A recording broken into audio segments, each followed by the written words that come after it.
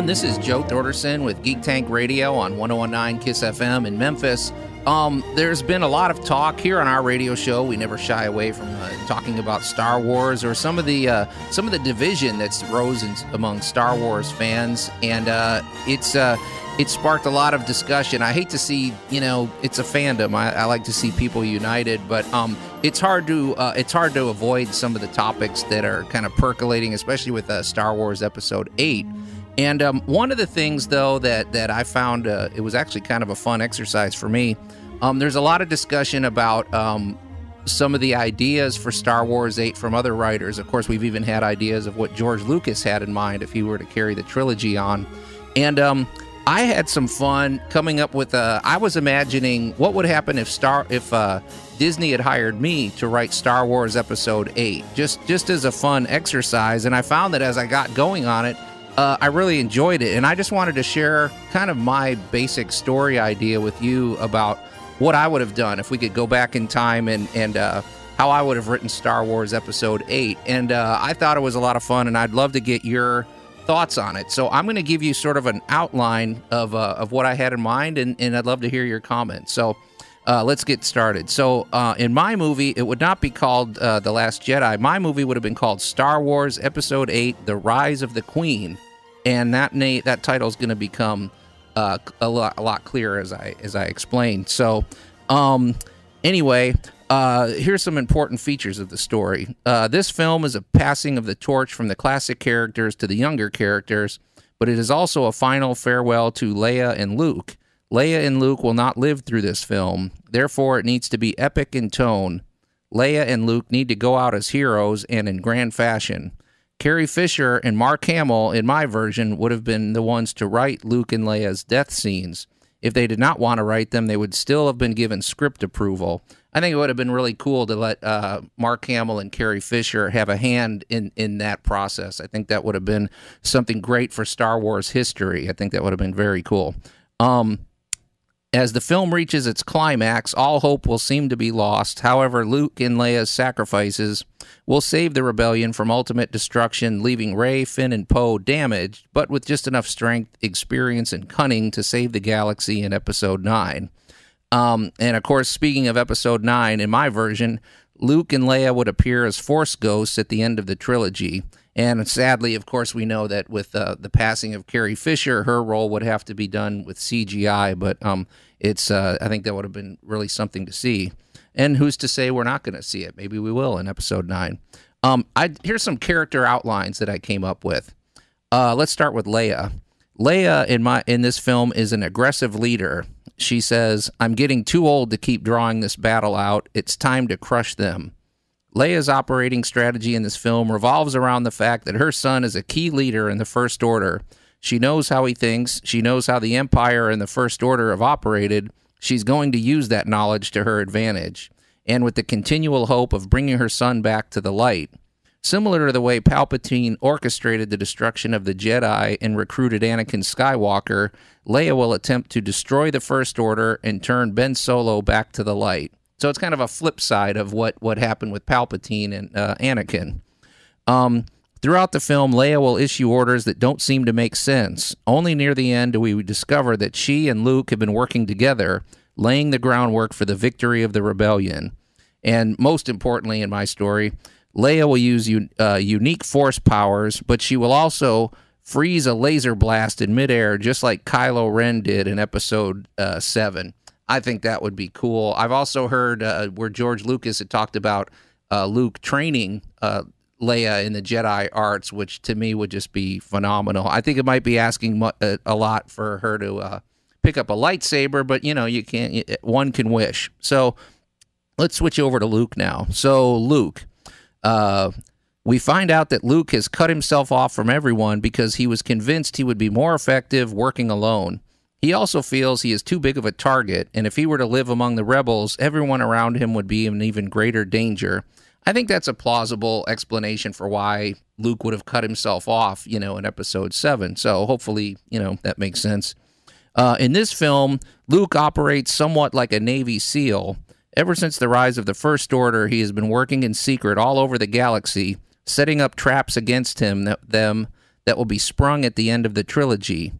He and Leia speak infrequently, but however, he senses that the two of them are working in concert. So it's that connection that he and Leia have, and that guides him to know that he's doing the right thing there. One thing I would love to see as a fan, in my notes here, I have, we will see Luke dominating with a lightsaber and fighting in a style we haven't seen from him before. Not unlike the surprises we saw with Darth Vader at the end of Rogue One. I'm not suggesting Luke becomes brutal like Darth Vader. What I mean by that is just I want to see some things from him we haven't seen. I know that in the past, Mark Hamill has even spoke of Luke doing more one-handed fighting with the lightsaber, giving him, more movement and everything, and it'd be kind of cool to see that. One twist that I had here in my notes, I have Luke's robotic hand is failing him, and it has become a liability. The aging metal and the connecting wires might even be slowly poisoning his blood. I thought that could be an interesting twist. Now let's talk about some of the new characters. Rey. Rey will be trained by Luke, but it will be on-the-job training as she, Luke, Chewbacca, and R2-D2 go on missions across the galaxy. In the course of her training, she will be reading ancient Jedi texts. She will discover what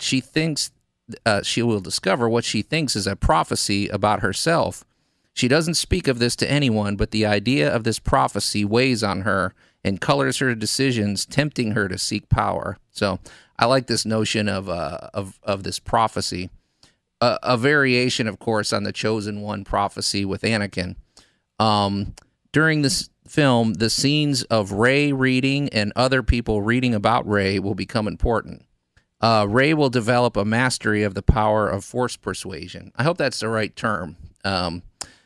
Let's see, Finn. In my movie, Finn is a hugely important character, and he has, to me, one of the most interesting arcs. So in my notes here, it says, Finn recovers from his injuries, but he's being pulled apart psychologically as the brainwashing and programming he underwent as a stormtrooper is beginning to reasserting itself. By the use of a 2-minute flashback sequence in the film, we would get a glimpse of what he underwent as a child. It fuels his anger against the First Order. His goal now is to infiltrate the stormtrooper ranks, rescue the children destined for programming, and foment a rebellion within the ranks of the stormtroopers. I think that could be very cool. I'd love to see more division inside the ranks with the stormtroopers. I just think that would be awesome. Let's talk about Poe. In this film, Poe is still jumping in ships and blowing stuff up. There you go. But he will also be working closely with Admiral Akbar, who will not, in parentheses, he will not make it out of this movie alive either, but he will die a hero's death, and at the end, he will utter a stirring phrase before he dies. I don't know what that might be. So I'm going to leave that to the writers, but, something memorable and iconic. The Admiral and Leia will be mentoring Poe during the film, grooming him for a higher leadership role in the rebellion. Leia's death will devastate Poe and further fuel his hatred of the First Order going into Episode 9. Let's talk about Kylo Ren. Kylo Ren is undergoing extreme training by Snoke. Kylo will be completely attentive and obedient to Snoke. However, it becomes evident that he is up to something. Well, I mean, he's a Sith, so obviously. When the time is right, Kylo Ren plans to kill Snoke and take the role of Supreme Leader. That's not a surprise. However, Kylo also wants to take a wife and create a royal bloodline, so that the Rens would rule the galaxy as kings and queens hereafter for generations. Kylo, of course, has his heart set on Rey. In the text he discovered during his Jedi training with Luke, it has led him to believe that his union with Rey was foretold in a Jedi prophecy. This is the same prophecy I spoke of with Rey, only Kylo Ren's interpretation is different, and I think that could be interesting. Let's talk about Snoke. With the destruction of Starkiller Base, Snoke is developing a different strategy for controlling the galaxy.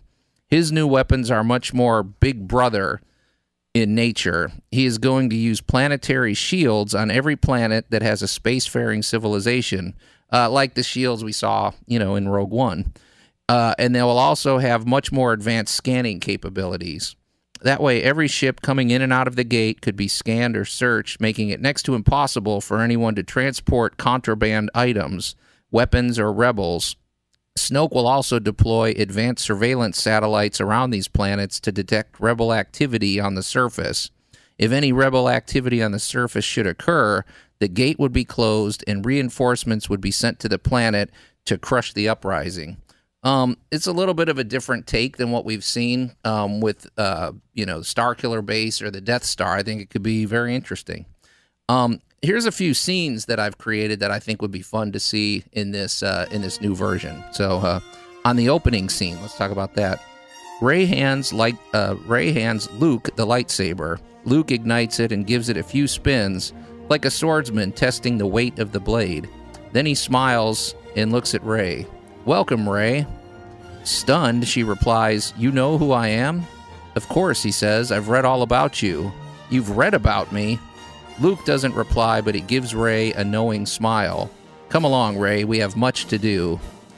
As I said, during this film, scenes where Rey is reading or other people are reading about Rey is going to be very important, going back to that prophecy I spoke of. Of course, a little insider spoiler, Luke isn't talking about that at all, but that's a twist that will develop if they ever hand me the reins and let me make the movie. Anyway, this is Star Wars, so of course we're going to have epic space battles. Two of them would involve Luke in his X-Wing fighter. In my version, Luke's X-Wing fighter is not laying at the bottom of the ocean turning to rust. He's been using the X-Wing. In fact, he's even made modifications to it. One of the modifications is cloaking technology, so I hope that fits within Star Wars canon. That's just the idea, that's what I came up with. So his X-Wing now has cloaking technology. There would also be space battles of a more stealth nature as the rebel pilots attempt to thwart the planetary shields. Also, don't be surprised to find scenes where the rebels have turned the tables by trapping the First Order inside of the planetary shields. Near the end of the film, Admiral Akbar will die in heroic battle, sacrificing himself for the rebellion. Before his death, as I said, he would utter a stirring phrase, and this phrase would not only inspire Star Wars fans for generations, but would also probably become an internet meme if they wrote it well enough. So, but we got to give respect to Admiral Akbar. He's awesome. Here's a scene about Rey and the prophecy. In a quiet scene, Rey would be skimming over an ancient Jedi book. She freezes when she turns to the page, and there on the parchment is a faded drawing of a queen sitting on a throne and radiating golden light. The queen looks remarkably like Rey herself. Below the illustration are these words. And keep in mind, I jotted this down. This is not... I think if we were to actually have a prophecy in this movie, it would be much more eloquent. But this is what I jotted down, so just bear with me. The prophecy read, "She was cast out into the desert, abandoned and forgotten. Yet self-possessed and patient, she waited, for she knew her hour would come. In those days she will take her throne and govern her people with equity. The people will rejoice at her arrival. Peace will come to all who know her, and all will become one in the Force." Rey pores over the text, over these texts for the rest of the night. However, she doesn't tell Luke about this right away. But for the rest of the film, the prophecy of the Queen weighs heavily on Rey's mind. I have a scene here that I think could be really fun, and it involves BB-8 and R2-D2. Tell me what you think of this. In a sequence that would consist of no more than 2 to 3 minutes of screen time, the two droids would go off on a clandestine mission by themselves. Through the use of beeps and gestures, the scene would play out, leaving us, the audience, to interpret the words passing between them for ourselves. In parentheses, I have, "This would provide Star Wars fans years of online entertainment as they debated over the meaning of the dialogue in this iconic scene." During the sequence, R2-D2 would be injured, saving BB-8 from destruction, and leaving R2-D2 with a scar across his dome, not unlike Kylo Ren's and Anakin's scar. Later in the film, instead of getting his dome repaired, he chooses to keep the scar, partly as a reminder of the cost of the battle, but I think mostly because R2-D2 thinks it looks cool. So I'm picturing R2-D2 with a battle wound. I think that would be pretty cool. I have a scene with Luke and Rey. Luke and Rey would be on a planet controlled by the First Order. They would battle their way through dozens of droids and stormtroopers. Just before they reach their escape ship, however, they are surrounded by 500 stormtroopers. Instead of battling their way out of this situation, Rey uses force persuasion against all of them. The troopers lower their weapons and part ranks, allowing Luke and Rey to board their ship and leave in peace. I don't know if this fits within Star Wars canon. I don't know if this is something a Jedi could do, but I think it would be pretty awesome to see that kind of mental power. So that's a scene I'm sure I'm going to hear some feedback about. Here's a scene with Leia and Finn. In a quiet scene, Leia is telling Finn the story of the first days of the Empire and the infamous Order 66. She said, "My adopted father was there the day the Jedi Temple was raided. They spared no one, not even the children." "I don't know what's worse," replied Finn. "The First Order recruits children and turns them into killers. Either way, whenever dictators come to power, the young always seem to be the first victims." By the end of this scene, Finn is even more resolved to go back. He will infiltrate the First Order, foment an insurrection among the stormtroopers, and free the children destined for programming. Also, an outgrowth of this scene would be that Rey is going to rescue a young stormtrooper. I'm thinking maybe between 10 to 12 years of age. Will have some training and will be turned and join the rebellion. And I think it would be very cool. It's kind of a younger version of Finn. I think a young person with some cool abilities coming out of the stormtrooper ranks would be a really cool addition to the rebellion. So I haven't completely fleshed out what that person would be. But anyway, here's a scene with Kylo Ren. Somehow Anakin Skywalker will manifest himself to Kylo Ren. However, the communication will be so clouded and vague that Kylo is able to convince himself that Darth Vader was actually leading him to the dark side rather than to the light. I just want to, I don't know exactly what that would look like. I just want to see something beyond, all we've seen so far is that melted mask, but I'd like to see some sort of communication between Kylo Ren and Anakin Skywalker. I think that could be very interesting. Here's a scene with Snoke. We would see Snoke in a conference room with other leaders of the First Order discussing their ultimate goals. The planet shields have been deployed, and now it's time to hunt down the last of the resistance, he says. We need to dispatch them quickly, lest they inspire the people to dream that the rebellion has a future. I just wanted to see Snoke with somebody besides his the guards in the red suits and Kylo Ren. I think it would be, I'd like to see him around some other leaders of the First Order. That's mostly what that's about. And here's one more scene. Later in the film, this is Luke and Rey. This has to do with the prophecy. So later in the film, Luke explains the meaning of the Queen on the throne to Rey. It is both a prophecy and a Jedi maxim, he says. The throne refers to our heart. The she who sits upon the throne is a representation of the most powerful force in the universe, which of course is love. Only when love is fixed in our hearts will we become one in the Force. But this reading is also believed to be a prophecy, foretelling the rise of a great queen who will rule the galaxy in peace. However, her identity and the time of her arrival is cloaked in mystery. Perhaps she will arrive tomorrow, perhaps 1,000 years from now. It's best not to dwell on such things, my Padawan. Keep your focus on your training and on the present moment here and now. I'm not going to read you all the rest of my notes. This has already been a pretty long video, but I had a lot of fun doing this. It doesn't really matter. Disney's not going to hire me to write Star Wars, and we've already had episode 8, but I like the elements of this story, and I would just be curious what your feedback is. So I'd love to hear from you. So check us out at geektankradio.com. You listen to our podcast at 101.9 KISS FM, keyword Geek Tank. Or you can email us. Email us at geektankradio@gmail.com, and of course click on the comments below. But that was my Star Wars episode 8 rewrite, and this is Joe Thorderson again signing off, and I look forward to hearing from you.